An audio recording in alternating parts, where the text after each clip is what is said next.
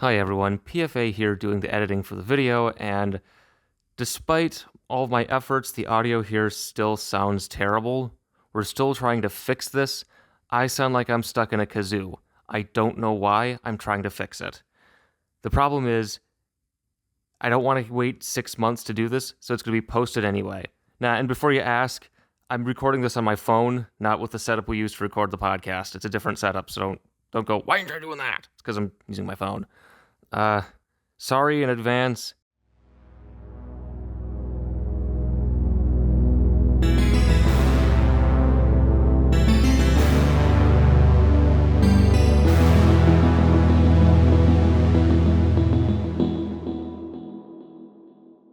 Hi everyone.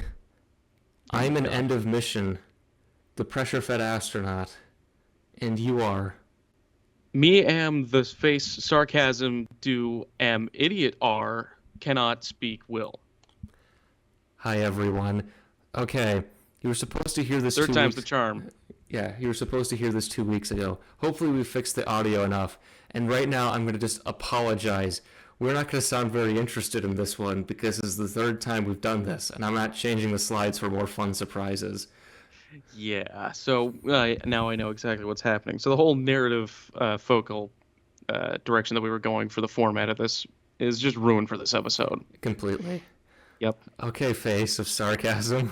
Yep. What are we talking about in this episode? I wonder. Maybe it has something to do with the woman we see on screen right in front of us now. And that woman is? Sally Ride. Yep, we're going to talk about the mission she flew on, and the one that and it ended. It's not still up there. Yeah, I mean, obviously. It was only up there for 97 hours. No, 97 orbits. Oh, yeah. Gosh. A lot more than 97 hours. Yeah. Okay, so to talk about this, of course, we have to talk about the history of women in space, which isn't very long, because historically, Unfortunately. because women were not allowed into some things. Okay. Why were they not allowed into some things? Well, luckily, we're going to discuss that. Okay. Historical things, historical reasons, historical sexism. To be an astronaut in the United States space program, at least, you had to be a test pilot, which usually meant you were part of the Air Force or the Navy or some form of Air Force. Almost all branches of our military have an Air Force. Wait, really? Yeah, there's Army Aviation, there's Navy Aviation, there's the Air Force. Wait, does the Air Force have an Air Force? I would hope so. The Coast Guard's got things that fly. They have airplanes and things. What else is there? Marines? Did I say the Marines yet? I don't know. The Marines have airplanes. I don't know why we let them have them, but they have them. Do the Admirals have airplanes? Admirals? Yeah. I guess, if they want one. All right. And then Space Force, I don't know if they have anything yet. All they right now have is embarrassment. But to be a test pilot, you had to be a pilot in these armed forces, which do not let women fly things. Oof. Yeah. But the first instance of this we can see is in the kind of the official space program capacity would be what's called the Mercury 13, which is a semi-private research grant done for aerospace medicine. So that's over here. There's 13 women. This woman included. I think her name's Jerry Cobb. She was a bunch of these women are actually pilots who have like big private pilot licenses, like the Amelia Earhart types, right? They just get planes and fly around and do awesome things with them. Uh-huh. And the goal there was, okay, can women physiologically handle the same environments that male astronauts could, or at least the test pilots could?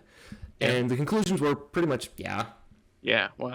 What a surprise. Oh, well, there's some things like, for the most part, I mean, when you talk about things like impact survival, men are generally stronger in that regard. It's a thing. Yeah, I've looked at the crashworthiness requirements for my job on the thing I work on, and yeah, they talk about like the different percentile of men versus percentile of women taking it, and there's a noticeable difference. But for the purposes of what they were talking about, yeah, women could do the same thing basically. Got it. Cool. But yeah, the Mercury 13 was an unofficial group. There was never any plans to put them into space, but one of them did fly into space. Wally Funk, who flew with Jeff Bezos on the first crewed flight of New Shepard a few years ago. Yep. Also, the oldest. That's like 2 years ago, I think. 2 years ago. I don't know. Wow. I don't know time anymore. Progressive. It doesn't feel like July, okay? Well, I mean, it's the first day of July. That's true. But yeah, Wally Funk, also the oldest person in space until William Shatner flew into space. Ha, Yeah. What an old guy. Yeah. But the first official woman in space is Valentina Tereshkova. There she is, who flew into orbit on June 16th, 1963. Had we not any difficulties with making this episode, we were recording this on the day after the 60th anniversary of that flight. Nice. Yep, she flew up on Vostok 6. Historically, she was a parachuter, amateur parachuter, and I think she worked in like a parachute factory. Oh, cool. Yeah, I think part of the parachute factory for the Vostok capsule.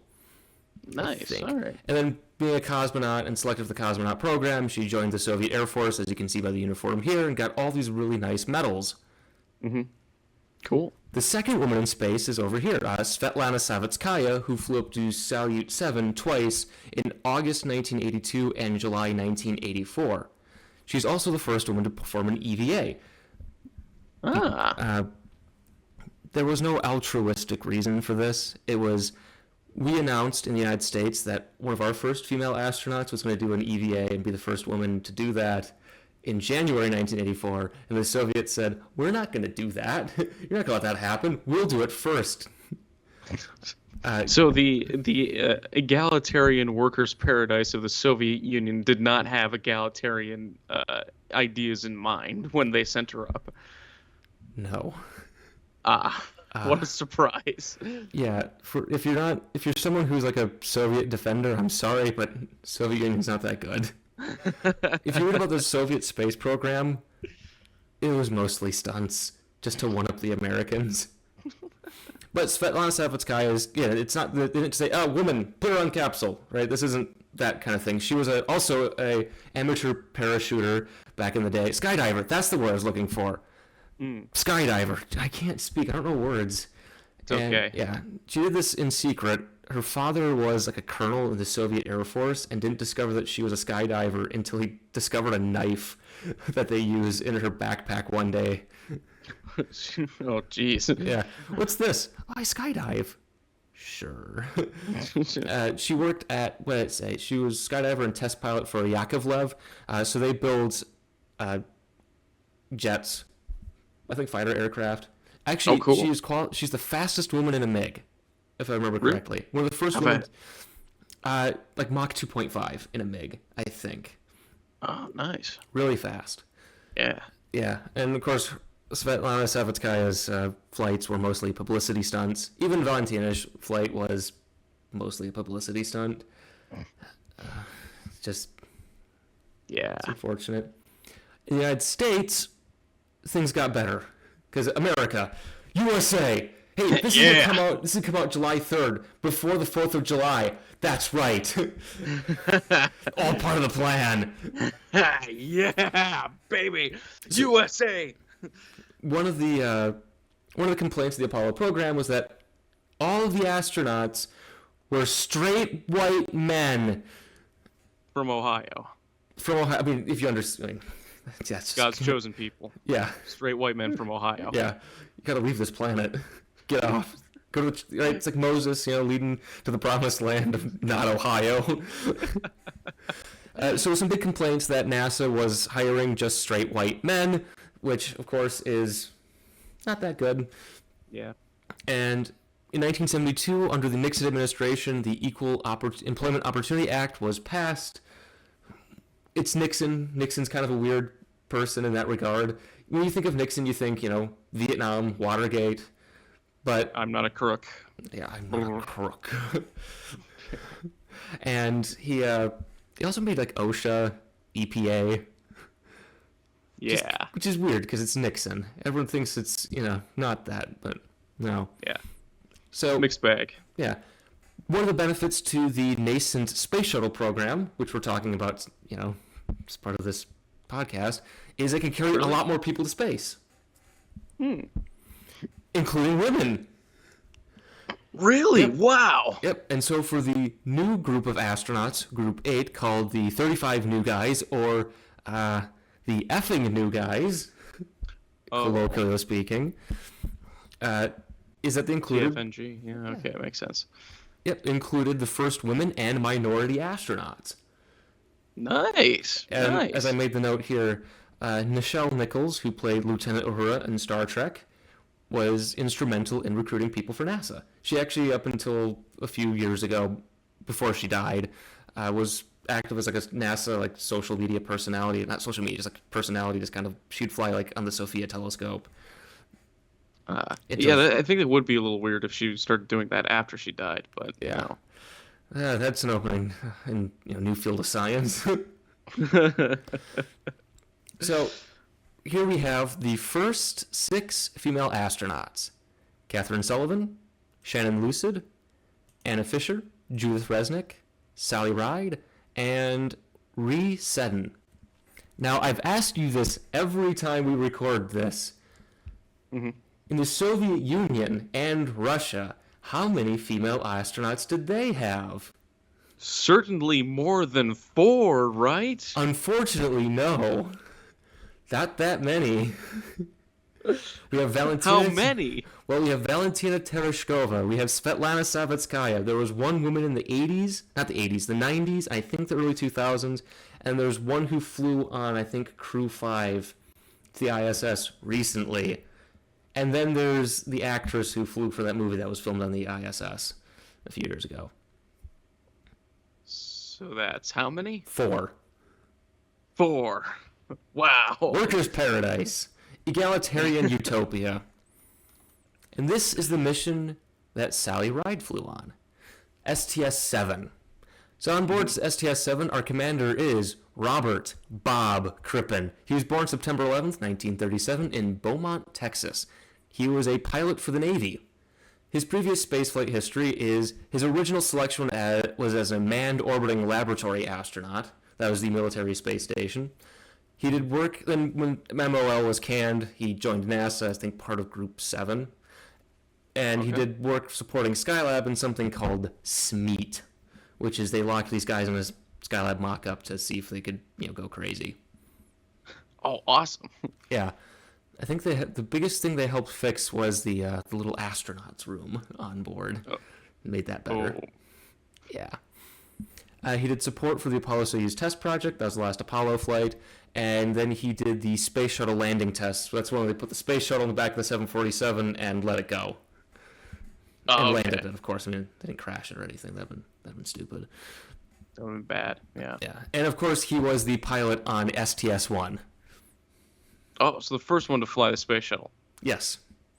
Well, awesome. Technically it was John Young. Pilot was mostly a ceremonial title. It was actually the commander who did the flying, but don't tell anyone. Your secret's safe with me and the internet. The pilot is Frederick Rick Hawk, born April 11th, 1941, from Long Beach, California. He was also a pilot in the Navy. He has no previous spaceflight history because he's part of Group 8. And actually, STS-7 is the first TFNG space shuttle mission. The previous 6 were pretty much all the old Apollo guys and the MOL guys who joined as kind of finally you get to fly. It's been 10 years, but you finally get to fly. Congratulations. Rick Hawk would also work on the Shuttle Centaur program, which is putting the Centaur upper stage in the Space Shuttle payload bay. Oh, cool. Yeah. That, of course, never flew because of safety concerns. Also, his mission patch is not this one. What's that one of? Actually, that's the next space shuttle mission we're going to do. That's STS-51A. So that's a little foreshadowing. That. Yeah, it's a teaser.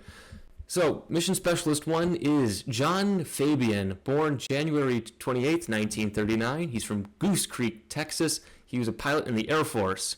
He has no previous spaceflight history because he's Group 8, and his work as a mission specialist was heavily involved with development of the remote manipulator system. So that's the Canada arm, specifically for satellite deployment and retrieval.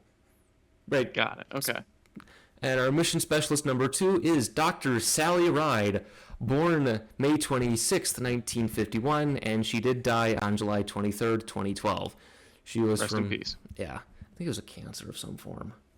Yuck. Yeah, she was from Los Angeles, California, and was a physicist. at Stanford. Nice. She has no spaceflight history. That should be obvious.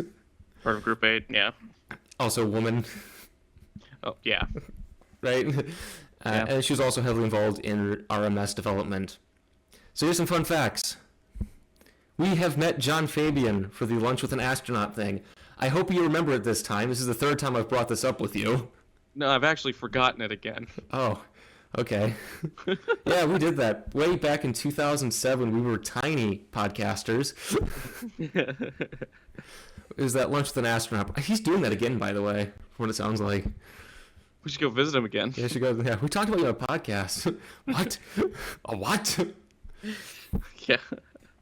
Anna Fisher almost became the first American woman in space. I don't remember the specifics of why the big debate, because both were involved with RMS development. I don't remember the specifics of that. Also, was it a coin flip? Probably. How much have you ever lost in a coin toss? My Twitter account, from what it looks like. That thing's falling apart, by the way. It just started falling apart today. Elon did something really stupid with it. Uh-oh. If you use Twitter, you know what's going on. We're not gonna talk about that. Sally Ride is also the first LGBT person in space. Well, it's confirmed LGBT person. Now, if this had come out last month like we planned to, but hey, look, it's Pride. See, look, isn't this wonderful? But it's not. So instead, LGBT stands for Let's Go Buy Tacos. Oh, fun. Yep. Well, happy Pride Month, everyone, even though it's now in the past. Yep, we're no longer gay. Or we're 364 days ahead of schedule. Yep, there we go. Mission Specialist 3 is Norm Thagard. He was born July 3rd, 1943. This is going to come out on his... Oh, he's going to be really old. Oh, jeez. That's 80, isn't it? Yeah, that's 80. His 80th birthday. Oh, man. From Mariana, Florida. He's a Navy pilot, also a Navy physician, like an aerospace physician. Okay. And he has no spaceflight history for obvious reasons. Yeah.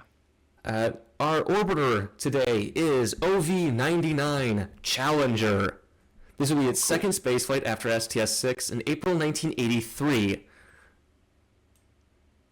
You did not correct that. I didn't fix it. It's the third time we've done this. I still haven't fixed that. This flight is also the last flight of the heavyweight external tank. Before they put the external tank on a diet and had to do exercise? Yeah. Cool. Yeah, actually, the STS-6 was the first flight of the lightweight external tank. Okay. Yeah. This will be the first flight of the K upper band antenna. We'll see that when we see pictures of the mission. Mm-hmm. Also, they included a personal hygiene curtain on the mid-deck for the little astronaut's room for privacy reasons. Oh, wait, so this is the first time they had that on the space shuttle? Yeah. Oh, so they're just letting it stink up the place? Yeah. Jeez. Well, it was with the fellas, you know, they like that kind of thing. Okay, so here's what's on board the shuttle. So on the mid-deck, we have two main experiments. The MLR, monodisperse latex reactor. So if you look over here, it's this cylindrical thing. There's Rick. There's John Fabian. So this was previously flown on STS-3, 4, and 6, which focuses on the creation of tiny identical, which that's what monodisperse means. I learned that when I was doing my research. Polystyrene latex microspheres.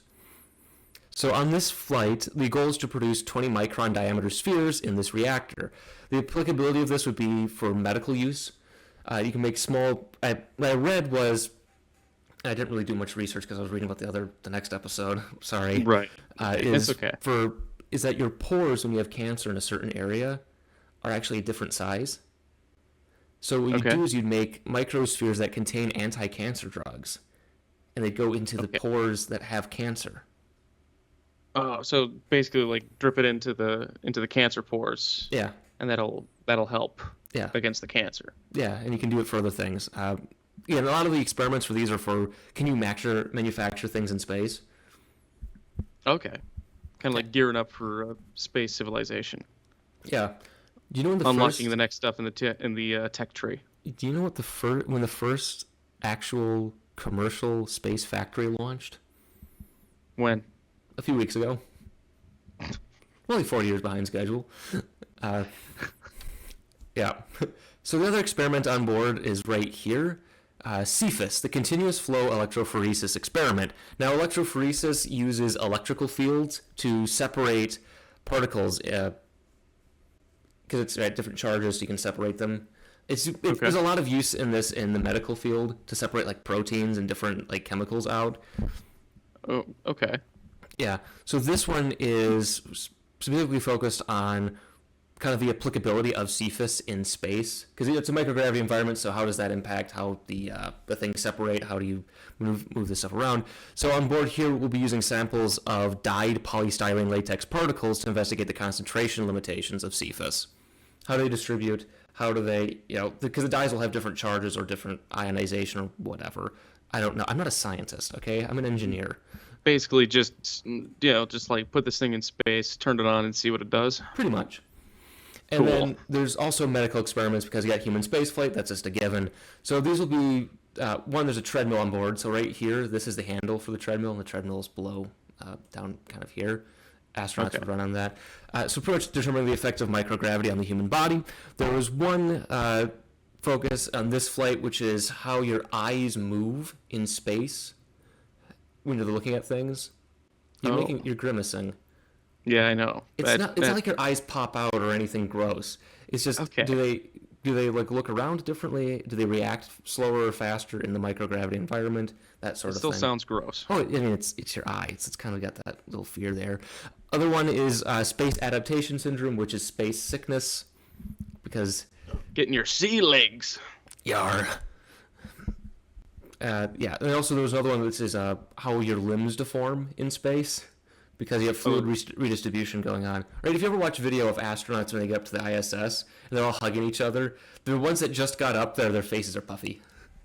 Because of fluid redistribution. Yuck. So this is a better look at CFIS. So it's this big guy right here, the big blue thing. Box. Yeah, that Sally is blocking. Please move. Sally, please move. Okay. So this diagram here shows you what's going on. So down here at the bottom is where you load in your experiments, and then they're sent up here using the electrical field. And these guys, those little bars, are baffles, so they can kind of churn up the fluid, prevent it from sloshing, all that kind of thing. So they can kind of work it around it. And you got collection tubes up here to determine the displacement. And I think So I think based on these little slits here, it tells you the size of the particles, maybe. Because that says 8.8 millimeters. Okay, sorry. Yeah, just looking at it. Yeah, 3 millimeters, 0.8 millimeters. I'm going to guess. So you have 197 actual tubes, and there's like 27 fake ones just hiding, I guess. Yeah. Yeah. Trip them up, see which one's fake. Yeah. So back here, of course, right over here, this is the door to get out of the space shuttle. This is the curtain. For the little astronauts room? Yeah, so the little astronaut room's right back there. That's John Fabian. So up here are kind of the crew supplies. There's some space food right there. You can see it. Yeah. That's that stuff. Oh, and this right here, this is where they would, because it's all dehydrated, this is where they get water. Because they're... Oh. Yeah, because the power, the fuel cells on the space shuttle, one of the byproducts of them is water. Oh. Yeah, so just get water from the fuel cells, and that's what they use. I bet it's tasty. Oh, yeah. They do this on the Apollo missions, too, so they just get a little tap of water, get some water, have a little drink. Drinky winky. Yep. I'm trying to think if there's anything else in this image. Well, we've discussed before. Let's see. So I think that's a tape recorder right here.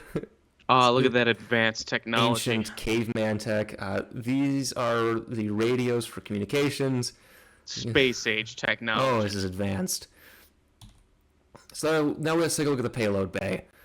All right, so up here we have the K upper band antenna. So this talks to TDRS, the NASA's tracking data relay satellites. Okay. Yeah, you don't want to use ground support ships to keep in continuous contact with the spacecraft because that costs a lot of money. So instead, he put satellites up a geostationary orbit. And just talk through them. Yeah, and also you can use this to talk to other spacecraft. Ah, okay. Yeah. Then right here is the CBSA. That's like the conditioning broadcasting signal thing. It's pretty much it's for the antenna. Okay. Then you have 7 gas cans. We talked about that in the last episode 3 years ago. These are getaway specialists. They all have little experiments in them. There's 7 on board. This one we know is 345. That's this one. Yep. So that gas can 2, 9, 12, 33, 88, 305, 345. We also have the remote manipulator system, Canadarm. Behind that is Shuttle Pallet Satellite 1. That's this. Mm-hmm. And we have OSTA-2 behind that. That's got some experiments on board. Then we have 2 communication satellites, Telesat AF. Oh, geez, I can't speak. Also known as Onyx C2. And then we have Palapa B1 behind that. Now, the heaviest thing on board is Palapa B1 at 4.5 metric tons. So cool. That's about what I weigh. So these weigh. You can kind of see the weights. I'm not that specific. It's the largest of the boys. Yep. So here are gas cans. So just for reference, this is how big they are. About the size of regular trash cans. And okay, so the last time we did this, we talked about how Big Bird was apparently supposed to fly on STS-51L Challenger, and then I remember you mentioning that. Yep. And we discussed that, well, the other Sesame Street character that we could have launched was Oscar the Grouch, because he lives in a trash can, right? You just put him in here. Put him in one of these, launch him. Would have been perfect. Yeah, Put him right at the top. That way when it opens up, right there. Yeah, it'll open up. You could do maybe you could make a little thing where he puppets around and then close and that. There we go. Hilarious. NASA, you should have called us. Come on. Gosh. Yeah, all the way back in 1983, when we definitely would have been alive. Yep, 40 years ago. So, Gas Can 2 has 5 experiments from a West German high school. One for crystal growth, one is for the manufacture of nickel catalysts, the other one, heavy metal plant contamination, so they start blasting heavy metal music at it and to see what would happen. As they start growing their meth. Yep. They see the influence of cosmic radiation on seeds. Then they do an experiment with low-power microprocessors. Boring electronic nerd stuff. Dumb nerd stuff. Perfect for Germans. Yeah. Jawohl. And of course, it's West German because this is 1983. Yep. East Germans are not exactly in the mood to discuss plans with NASA. Yeah, they're too busy trying to buy jeans off American tourists. So G9 are 3 Purdue. That's a university in Indiana. If you don't know what that is, Neil Armstrong went there. Oh, cool. Yeah. Good for him. Yeah. So 3 experiments on board, nuclear particle detectors, seed germination. So that's seed germinations when your seed goes from being a seed to, hey, I'm going to become a plant now. Oh, okay. Yep. And then some fluid dynamics experiments, because again, microgravity. Right. G305 is the U.S. Air Force Space Ultraviolet Radiation Environment Experiment, which measures the radiation field in the upper atmosphere, specifically in ultraviolet. Wow, never would have guessed from the title. Yeah, also look at the payload bay in terms of that as well. Seeing like how it's getting exposed to ultraviolet radiation. Yeah, well, you can put stuff in the payload bay. You want to make sure the payload bay also isn't frying it. Yeah, that helps. G88 was sponsored by Edson Inc., which is mostly space soldering experiments. You've done soldering before, right? Yeah, I've soldered. Yeah. So what does soldering look like in space? Probably the same as it does on Earth, just in space. Well, you got microgravity, right? That might change the dispersion of materials inside. The solder might drift away into your eyes. Oh, fun. Yeah, that sort of horrible thing I just thought of. Yeah, thank you. Yeah. That's part of the experiments. Yeah, G33. Is seeing how it does to your eyes. Yeah, especially in a gas can in the back of the space shuttle. Mm-hmm. Yep. And then G33, which is done by the California Institute of Technology. That one looked at newly sprouted radish seeds for geotropism. Geotropism, as I've explained to you, is after a seed germinates, where do the roots grow? Because on Earth, they grow down because gravity.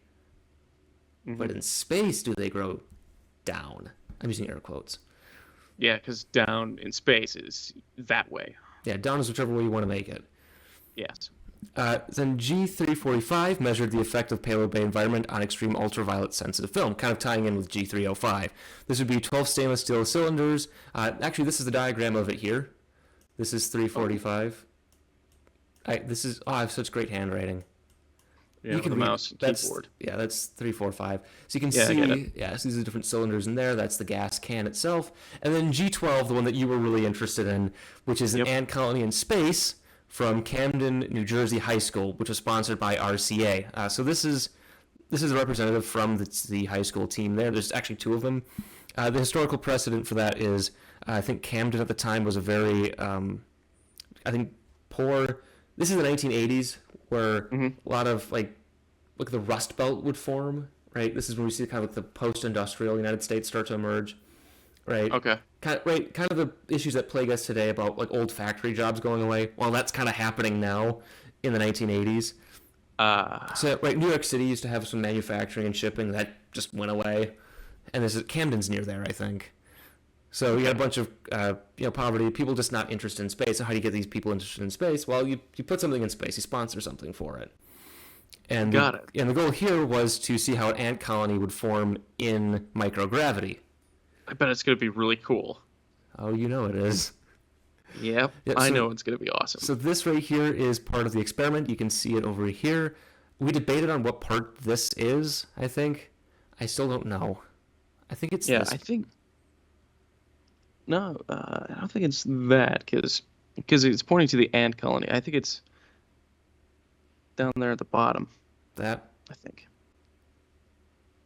Yeah, doesn't matter. Yeah, it doesn't matter. That might be a tape recorder or VHS, like up there, right? I think that's the tape recorder. Yeah. So that's that.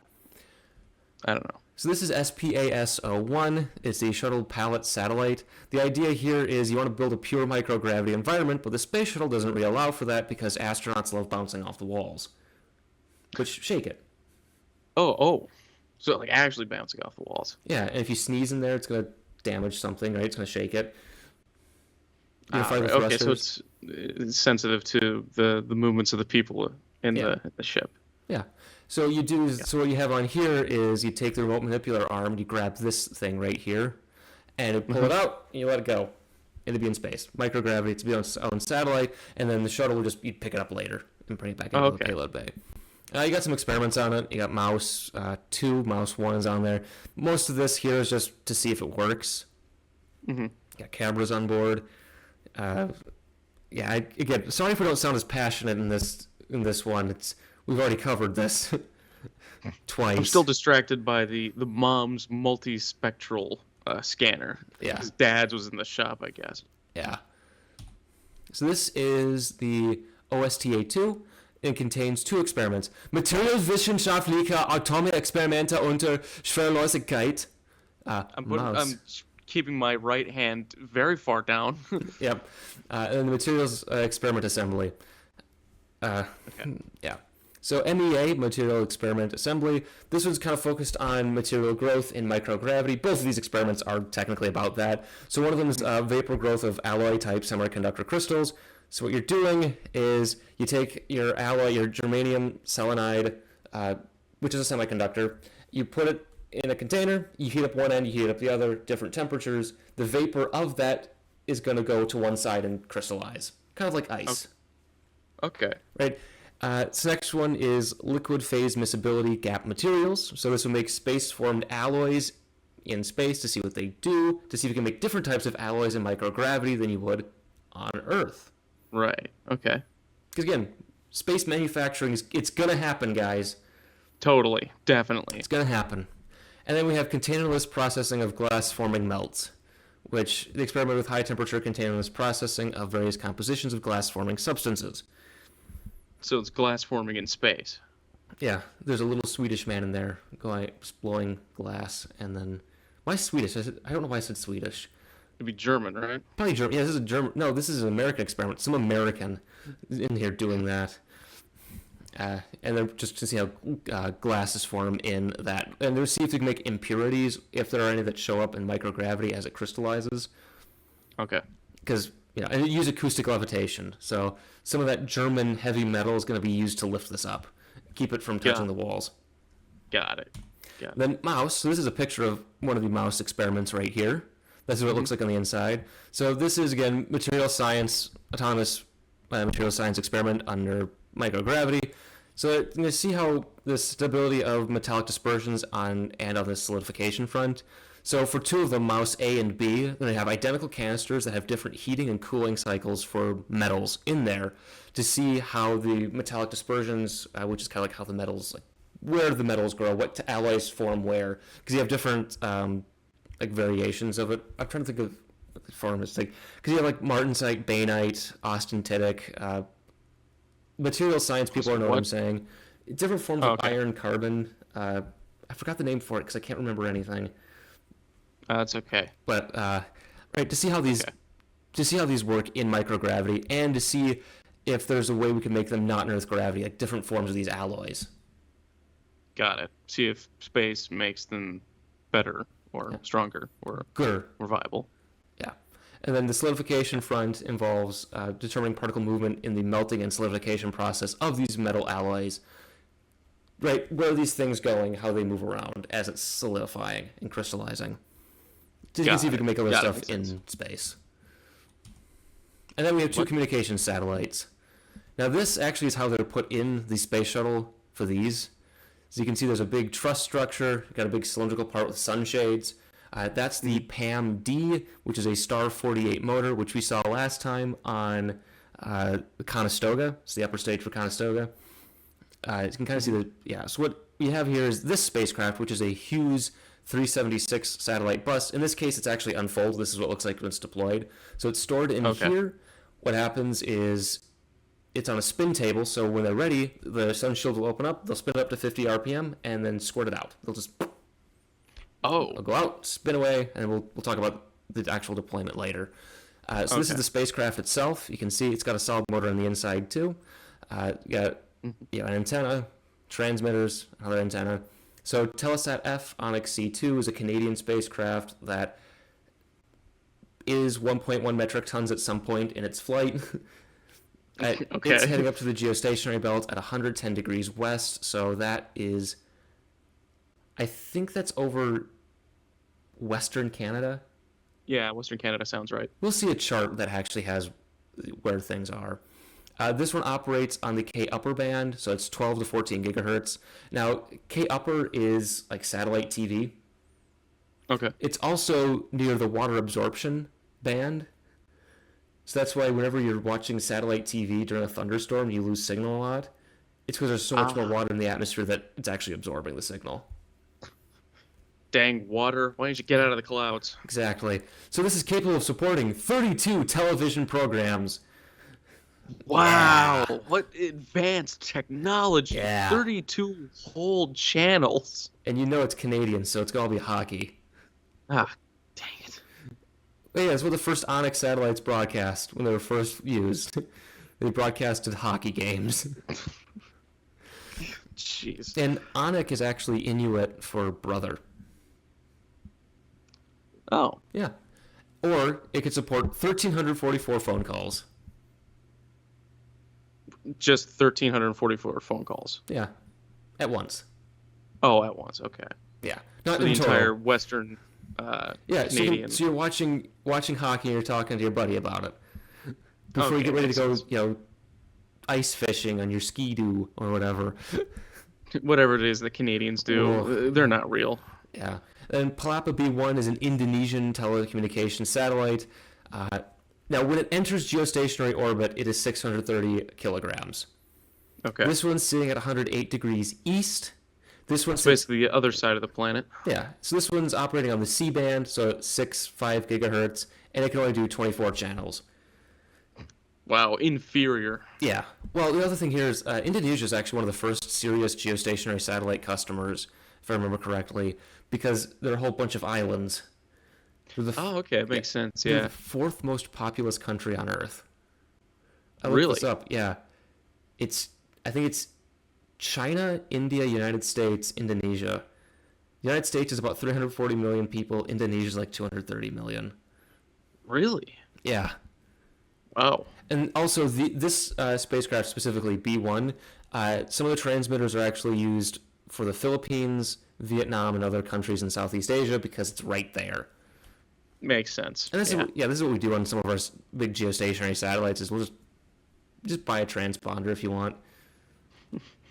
Hey, you want this one? It's on sale. Yeah. Good price. All right. So mission day 1 is June 18th, 1983. Challenger lifts off at 7:33 Eastern Time in the morning. Ugh. So that means they basically got up at 7:33 a.m. the day before to they've catch been up this flight. they've been up since at least midnight. Ugh. So OMS 2 burn occurs at 43 minutes into the flight. That puts into the proper orbit, of course, because the external tank, is designed to fall into the atmosphere and go, blow up, so don't bring it all the way into orbit. So that's what the OMS maneuvering. Okay. So the first orbit is 184 by 184 miles, which is about 296 by 296 kilometers at 28.3 degrees, which is pretty much heading straight out from Kennedy Space Center. Okay. Now, if you take a look here at this picture of the external tank, which looks like it's taken in a swimming pool, Yeah. you're going to notice, so if you look over here, you're going to see this triangle shape, right? Yeah. That's the left bipod ramp. So that's where the nose of the space shuttle is attached. Oh, okay. And if you look right here, what do you see? It looks like a little chunk is missing. Little is a bit of a misnomer considering the size of the external tank. Yeah. How big is that? I think last time we talked 2 feet, I think, across. It's about the size of a briefcase or something. Yeah. Huh. Now, this won't be a problem for Challenger, but for a future space shuttle flight, this will be an issue. Oh, how so? Because this piece could have hit right about there on the orbiter. And if you recall 20 years ago, that became an issue. Yeah. But not for Challenger. Oh, and as I mentioned last time, the guy who taught my probability and statistics class last summer, he was part of the investigation team on Columbia that proved that the external tank was shedding larger pieces than they thought it was. Oh, so that didn't come off over time. That just came off all at once. Yeah, it'd be losing large pieces of foam as it flew, and there was because everyone thought, it's just little chunks, these little guys here. Those hitting the shuttle wasn't that problem. The problem was something this big that came off and hit it. Got it. Yeah, and that was a big problem with it, and right, and of course now in the wake of that, the Titanic sub implosion, the subsequent discussion of safety, I want to kind of remind you that there it is. These problems show up early; they don't just happen. Yeah. It's like seconds from disaster. There's always a chain of events that leads up to seconds from disaster. So on orbit 2, about 2.5 hours into the flight, they activate the materials experiment assembly, right? Mm-hmm. Then at orbit 7, so about 9.5 hours into the flight, this is 5:02 p.m. Eastern, so you've had a good long day of work. This is when they deploy Telesat F. So when they do that, 14 minutes later, they do the OMS 3 burn to maneuver the shuttle away so it doesn't hit the spacecraft. Okay. And then 45 minutes later, Telesat F's PAM motor kicks the apogee all the way up to geostationary orbit, which we'll look at here. So this is ONIC C2 coming out of the spacecraft. So you can see there's MEA right there. There's the SPAS, and we've got some gas cans. Nice. I see the Canadarm with Canada written on it. Yep. So the space shuttle gets into the right orientation to deploy the satellite over China. Mm-hmm. Then it deploys here at over the Pacific. Mm-hmm. So then it separates, and then the engine burns.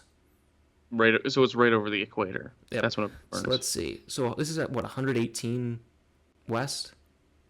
I think that's what we said. So it's about here. Yeah. So it's over Western Canada. And then 100. Oh geez, this is hard to rate. So that's 100. So then the Palapa is going to be about over here. Yeah, the other side. Yeah. Right over that Indonesian-looking country. Yeah. So this is kind of what the concept of operations are. Launches from the shuttle, does the burn, all the way up to geostationary orbit, It has an internal motor that does apogee kick motor. So, right, it's up at geostationary. Got to raise the perigee all the way up to geostationary orbit. They tweak it, it unfolds. Okay. Yep, it unfolds and looks pretty cool. I like these satellites. And also grows to be twice the size of Earth. Yeah, how is he supposed to get TV around there? I don't understand how anything works. Got it. Yeah. All right, so you can see here, this is mission day 2. Not much is going on. Again, these experiments like Cephas, materials experiment assembly, all those are all kind of continuous and ongoing. So kind of saying specific mission day events is kind of not that many going on, but it's just kind of got it. Ongoing. So mission day 2, so 26 hours into the flight, this is when they deploy Palapa B1, so you can see it open there. You can see kind of, so it's got a spin table, it's spinning up, and go out. Oh, okay. Yep. Then they do the burn. Now, this is actually OMS 2, but it cheated. And this is just engine startup. You can't actually see the engine firing. Really? Yeah, it's just invisible? Yeah, it burns invisible. Oh. Yeah. Cool. Almost all space movies are wrong in that regard. Right? Like Apollo 13, right? When they fire up the LEM engine, that's not what that looks like. It's just the engine bell just kind of glows. Oh, cool. That's cool. So then they do SPS-1 checkout, activate the monodispersed latex experiment. They do some checkouts of the RMS, right? Making sure this works. Oh, and this right here is a camera, by the way. This golden guy. Oh, okay. That's a camera. Looking in. Okay. Yeah, so they activate MEA-1, mouse C, so that's in here. Right, we discussed these already. Again, I want to apologize that we don't sound as enthusiastic on this. And we've talked about MLR here. Mm-hmm. So mission day 3, they deactivate MLR, do OMS 5 and OMS 6, which maneuver the spacecraft doing 180.6 mile and 290.6 kilometer orbits. So they lower it a bit. Okay. So they do the SPAS-1 deploy. Now again, as I've said multiple times, the timeline I used to write the slides is not the correct one. The mission media kit I got actually is correct. So they deploy it, and we'll show in the next diagram. Okay. They'll deploy it. You can see here, right? They're gonna maneuver it away from the spacecraft, the space shuttle. Just kind of test it out. You gotta take pictures. Does it drift? Can they control it from the space shuttle? Can they, squirt the RCS thrusters at it, see what happens? Basically, try and mess with it, see what it does. See how it behaves. Does this work? Okay. Also, what they're really focusing on here is one of them, either this one or the second time they release it, they're gonna have it cockeyed, right, to see if they can pick it up. Because on STS-13, or at least the planned STS-13 mission, would recover the solar maximum mission for repairs, and that might be off kilter. Okay, so they're trying to see if they can get something that's off kilter. Yeah, because if the shuttle is going to be a one-size-fits-all vehicle, it's got to do everything, including recovery of satellites that are, off kilter. Right, that makes sense. Yeah. So this is kind of what they went on here, right? So they deploy it here. They do what's called the V-bar maneuver. So they maneuver away from the SPAS, squirt the RCS out of it, go here, and then they kind of swim back, or they do little dance moves. I'm dancing, kind of doing the wave. Yeah. All the astronauts fly at one side of the shuttle, then they fly to the other side of the shuttle, and that's what makes the waves. Yeah, they're doing the Macarena. Perhaps. Yeah. And then so they go back, they go over there, then they come back, then they pick it up. Okay. And they lock it down, and, then again, they're doing Cephas. Again, there it is. Yep. Yep, there we go. Cephas. Yeah, Cephas weighs about 250 kilograms, so it's about 550 pounds, which is about as much as I weigh. Mm-hmm. The ultimate plan is to put a giant Cephas, protein facility in the payload bay that weighs, 5,000 pounds. Okay. For making pharmaceuticals in space. That never happened, but we can dream. They're going to make drugs in space? That sounds awesome. Yeah. Come on, NASA. We need to cook. Mission day 5. Yeah. So mission day 5, we do another SPAS detached operations. That's this one. And so this is the one where they come at it from a weird angle to kind of just see what happens. Okay. That's pretty much what they're doing here. They activate MEA-3 at about 102 hours in. It's not... Yeah. This is what's going on. can see in this nice diagram what's going on here. Right, they pick it up, they shake it around, make sure there's no coins, get its lunch money, then they release it. And it takes these pictures here. So you can see here's the payload bay. You can see there's astronauts there because they're controlling it on the RMS. Okay. You got our gas cans. There's MEA. There's mouse. And there's the upper band antenna. I see that. Yeah. So mission days 6 and 7. On day 6, they're just doing more RMS testing along with their medical experiments. Day 7, they turn off mouse. They do the deorbit burn. Half an hour later, they hit the atmosphere, and then they land at T plus 146 hours. That's a typo. Got my other typo. I said minutes. 23 minutes and 59 seconds. They land at Edwards Air Force Base at 9:57 in the morning Eastern Time on June 24th, 1983. The plan was... Just in time for work. Yep, just in time. Get punched in, guys. The plan was to land at Kennedy Space Center for the first time, but the weather didn't allow for that, so they landed at Edwards. STS-7 orbited the Earth 97 times. Also, if you see in this picture, this was taken by, I think this is John Fabian, of Re-Entry, or them landing at New York City. I was going to say, it looks like they're flying through orange soup. It doesn't look anywhere near as exciting as it does in the movies. Yeah. That's what it looks like. Just an orange. Yeah. Going through the orange dimension. Yep. All right, so let's talk about results. Yes.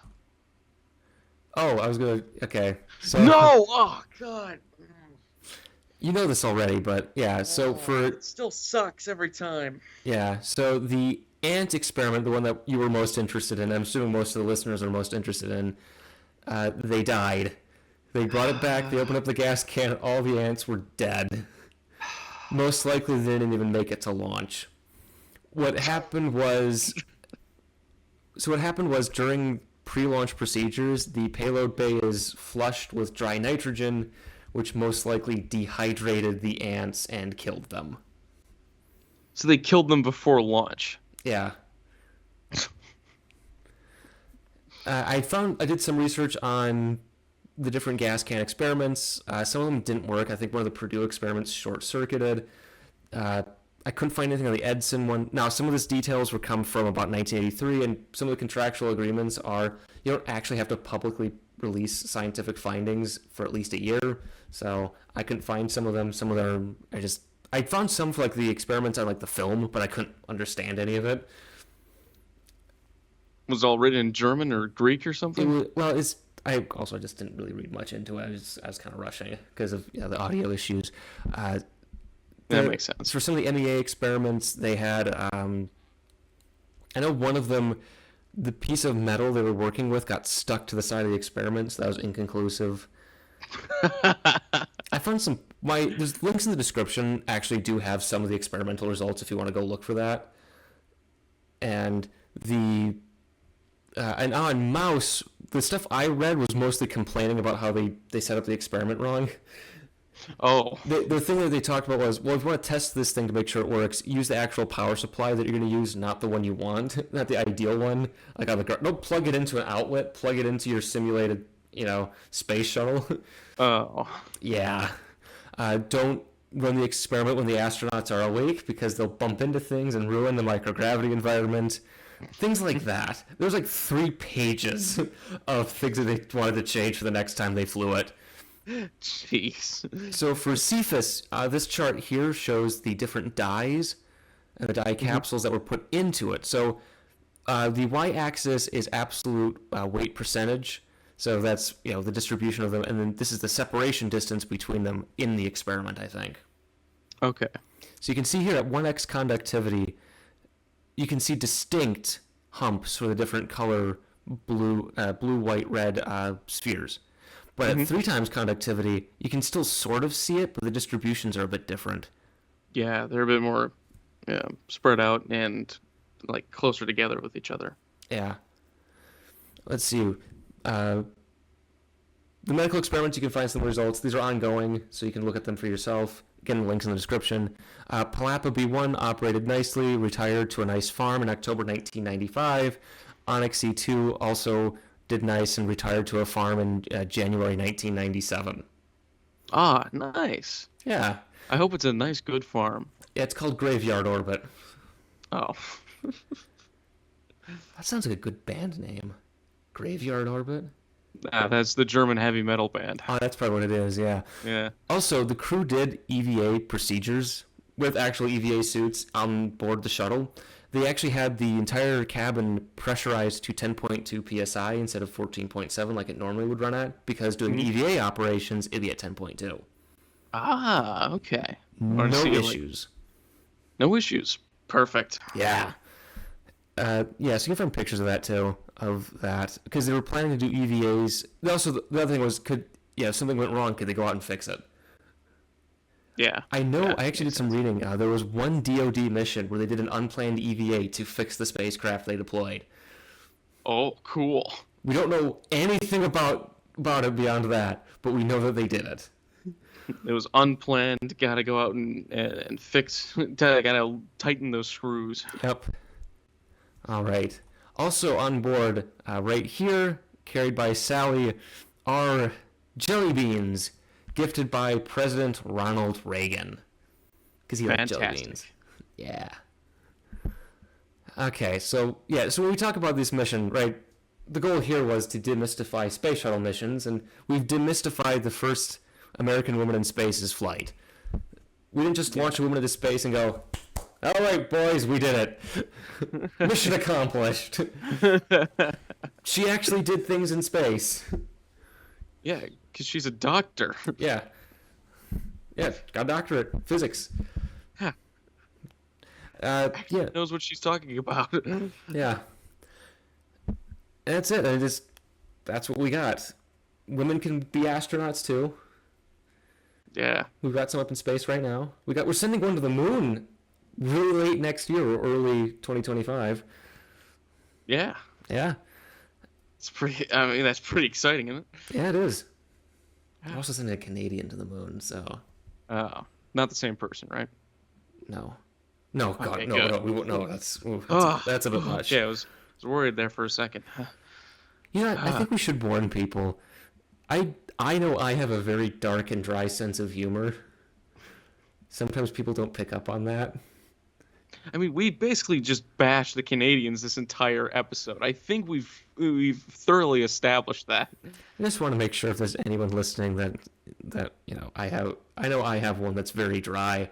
Some people don't pick up on my humor sometimes. They think I'm being serious.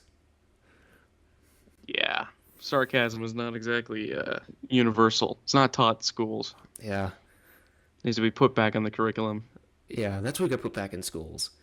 Yeah. Sarcasm. Yeah. So what did we learn today? Well, I learned that NASA hates ants and wants to kill them to prevent them from colonizing space first. Yep. And they'll come up with any excuse to fulfill their nefarious plans. I've learned that Canadians are exceptionally stereotypical by having the first thing that they broadcast with their brand new satellite television is a hockey game. I learned that that women can be astronauts too, which is surprising to me because I'm sexist. And I learned that what else did I learn? I learned a lot, though. You learned about continuous flow electrophoresis. Yes. I've also learned that, that the Germans very much like their heavy metal bands and decided to put them in space. Yeah, heavy metal experiments. That's what we'll call it. I learned that making audio is hard. Yeah. If this one doesn't work, I will skip it and declare it a lost episode, by the way. I'm not going to keep explaining this mission. I'm tired of explaining this mission. We'll bury this. For the audience listening, please submit your complaints and criticisms Expect full detailed reports and complete sentences, no caps lock, with 12-point font, Times New Roman, double spaced. Okay, And make at sure least make sure your justifications are so it's not right. It's not center justified, but so it makes like even lines on each side. yeah, full still full left justified. I think that's the name of it. Yeah, Yeah. and At least 3,000 words, and you will be deducted points if you do not include your name.